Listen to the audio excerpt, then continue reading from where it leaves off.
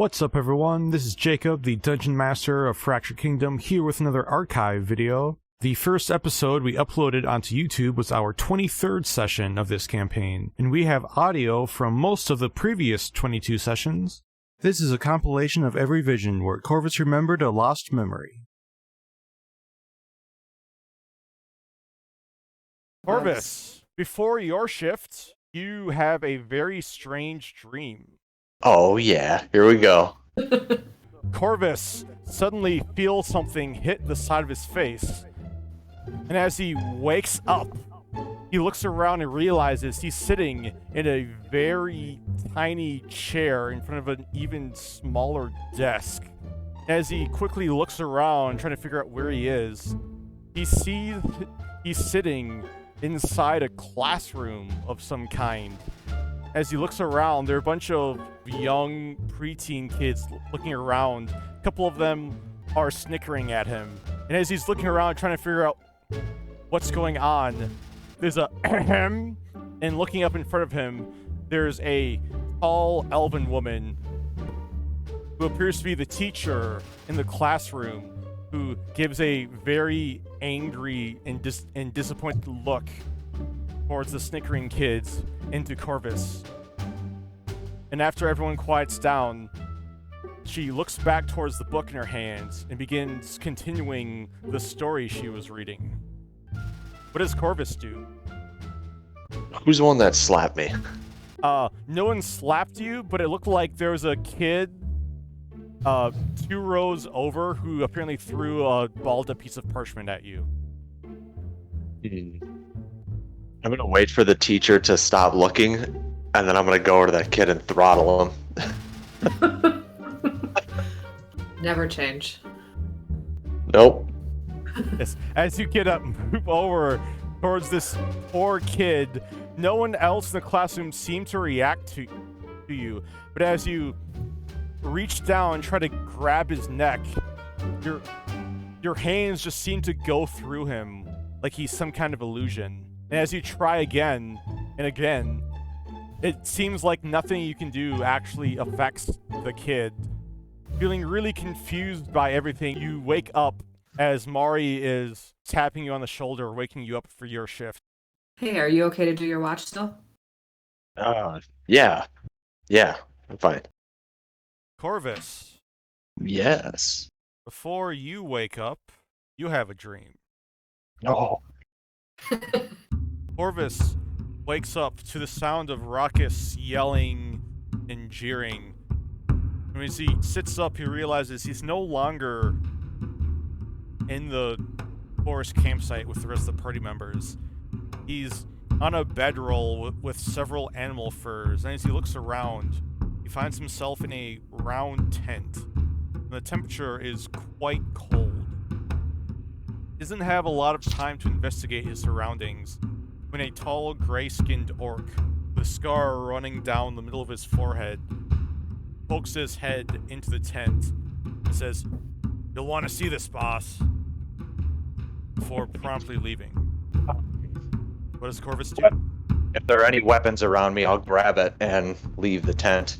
Yeah. Looking around, you don't see any of your normal gear. But you notice a very well-made and very large great axe on the ground next to the bedroll. And exit the tent. Right. Grabbing the great axe, stepping out of the tent, you are immediately hit by the cold winter air as you're standing in the middle of a large campsite. Dozens of snow-covered tents are littered everywhere they can fit. You see, not too far from you, there's a rather large bonfire with high flames rising up underneath the starlit night sky. Dozens and possibly hundreds of hunters and barbarians are drinking, eating, and trying to enjoy the cold night. Roughly half of those present are orcs and half-orcs, but the rest are of peoples of all lineages, and everyone are wearing furs and other warm clothes to try to stay warm in this cold climate. As you're looking around, you realize that the ruckus and commotion has died down. All eyes are on Corvus. See a tall half-orc slowly walks up to you, dragging something, and with a mighty heave, he tosses down at your feet, Corvus, a tied-up half-orc who is gagged, bound, and blindfolded. It's been readily apparent that he has been kicked and beaten. The half-orc who brought this prisoner towards you looks around everyone else and holds up battle axe and yells, "The War Master will show what we do to enemy scouts." The surrounding people all grab and raise their weapons and start chanting as their voices grow into a frenzy. I'll ask again, Corvus, what do you do? Raise a single hand to try and quiet the mob. Make an intelligence saving throw. Intelligence save. Uh-oh. This is not going to be good. Oh! Hey! It's awesome. 19. As you raise your hand, trying to get this crowd to quiet down, they don't. They continue their loud chanting as their eyes begin growing with rage. It seems like everything you're trying to do, nothing at all, is affecting what's happening to them. You realize this is the second dream you've had where that's happened to you. As you realize this, you then open your eyes and find you've woken up from this weird vision and are back in the campsite. Corvus, before you get woken up for your part of the watch, you have another strange dream. So Corvus, you open your eyes and find yourself sitting on a padded stone bench in a stone corridor. See, the vaulted ceiling is held up by these intricately carved marble pillars and painted portraits displaying the headshots of different people, all wearing similar green robes or lining the walls. See, about 10 feet away from Corvus, there's a dwarf wearing knight's armor who's standing guard in front of a tall set of wooden double doors. See, the dwarf, he's very stout with a long red and braided beard, wearing very well-kept plate armor underneath a green surcoat that has a white insignia showing several dazzling swirls coming out of an open book. And as you look over at the dwarf, he stands to the side, and one of the doors opens up, and you see a dark elf boy who looks maybe 10 years old is crying as he's quickly walking by you. And as you're looking at that boy, the dwarf gives as Corvus turns his head back over towards the dwarf says, "We're ready for you. Good luck."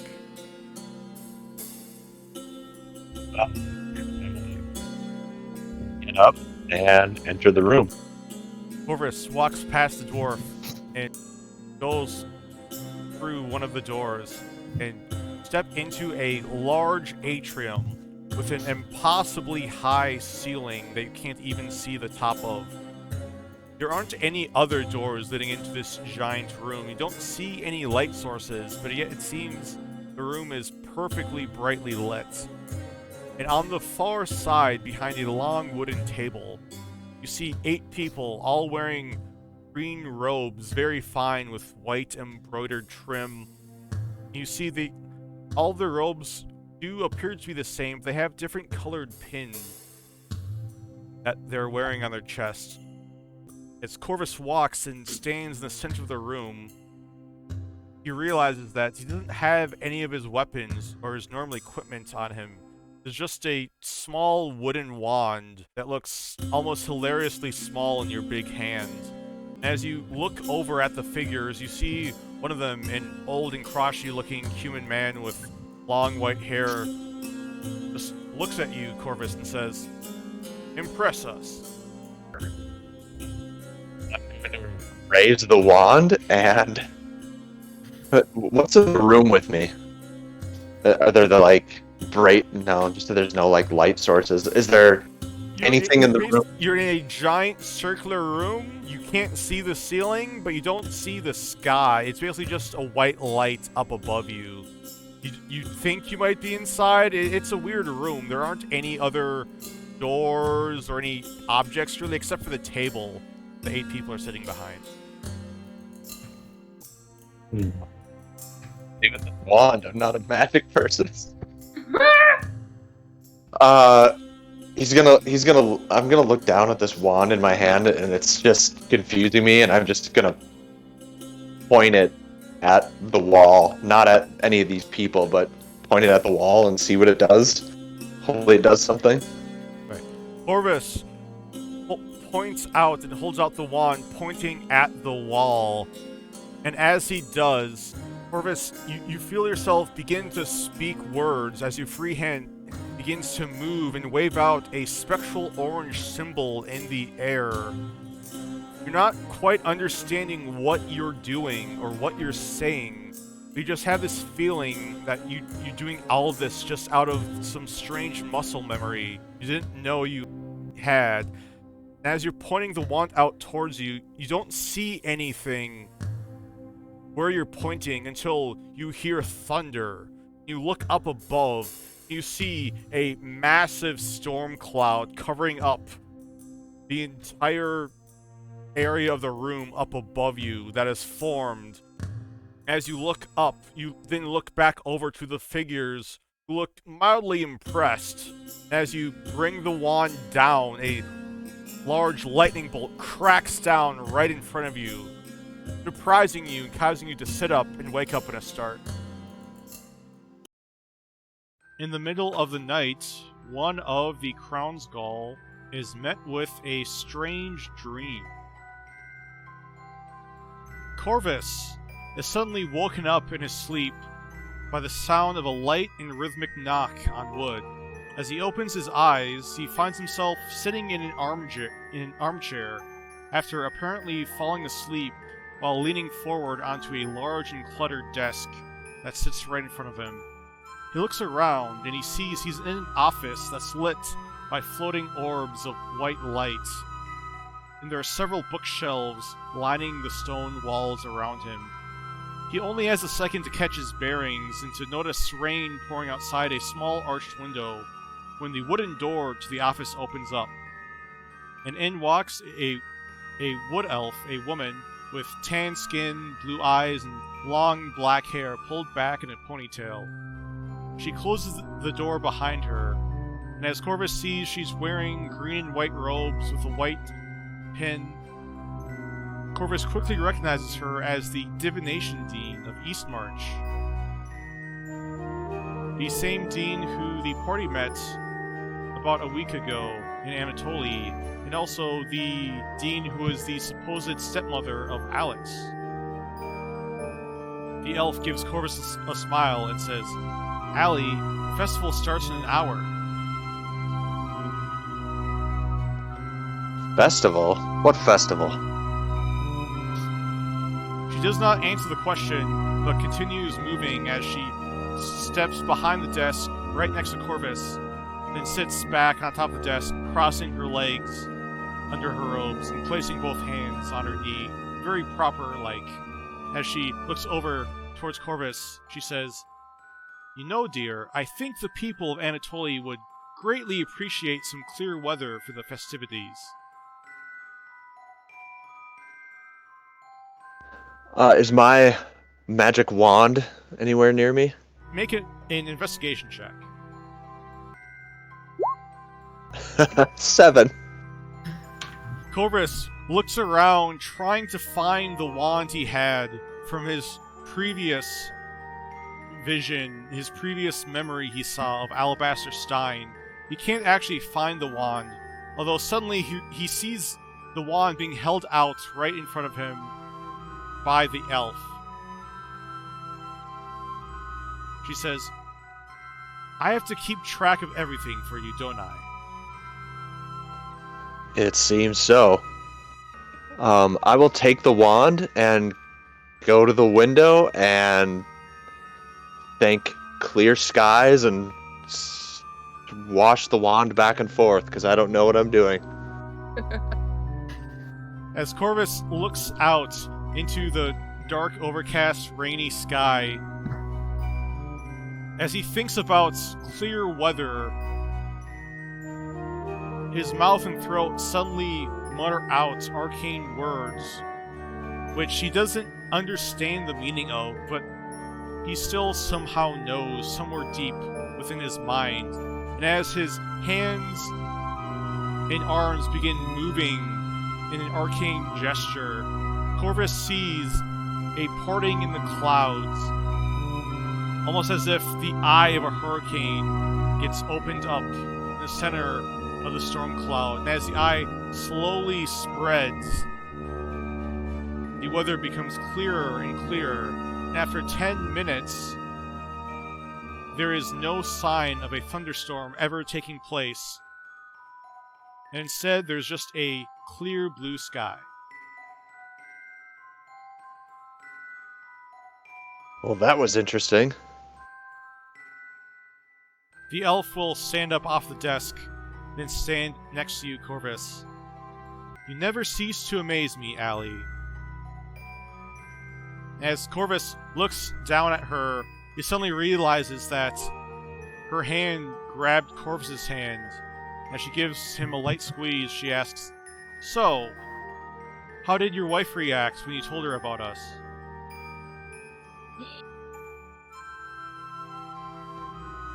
I assume she did not take it well. The elf gives Corvus a very puzzled and confused look. However, Corvus is unable to ask any more questions as he suddenly gets woken up by the sound of yelling up above as Sean is yelling, "Land ho!"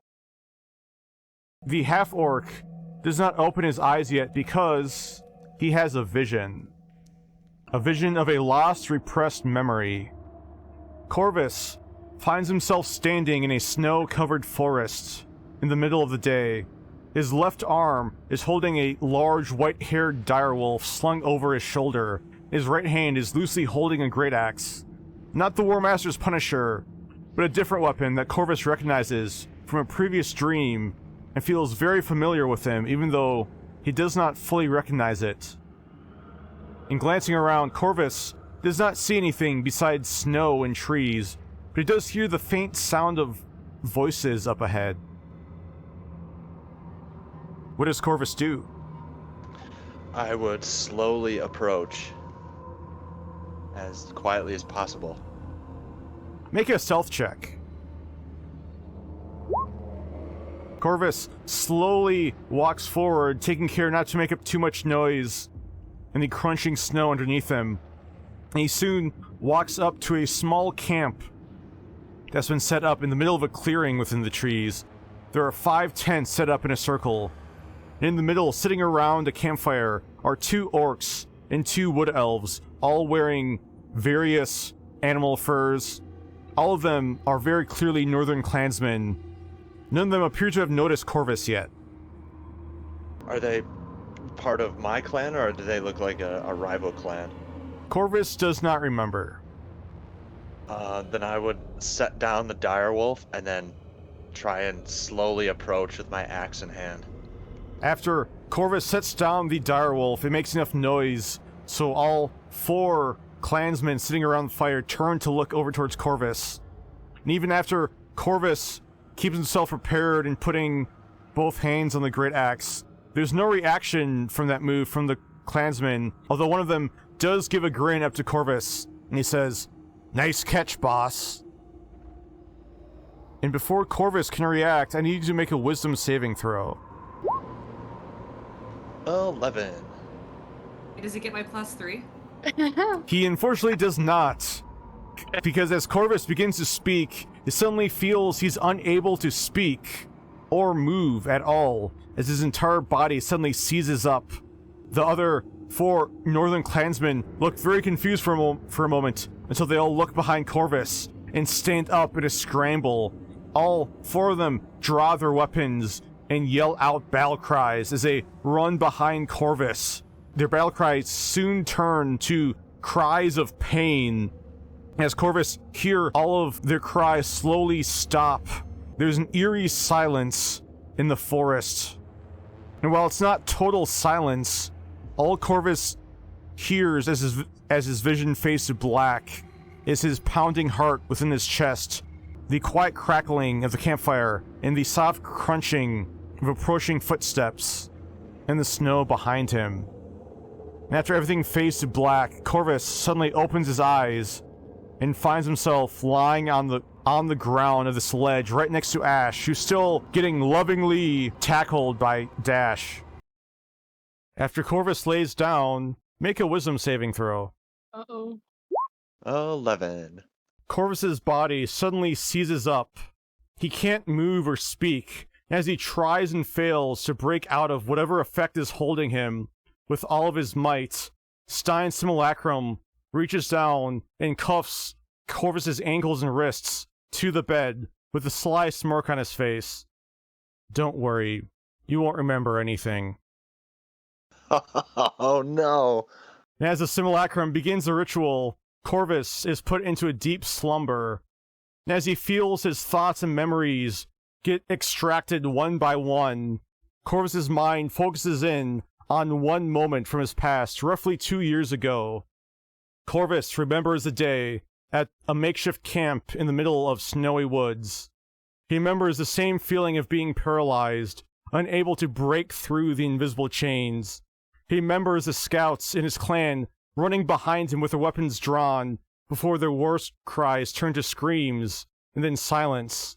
And he remembers the sound of the crackling campfire and the soft crunching of snow as Alabaster Stein walks around to face the incapacitated Corvus. And with the same sly smile, the wizard said, "You will make for a great host."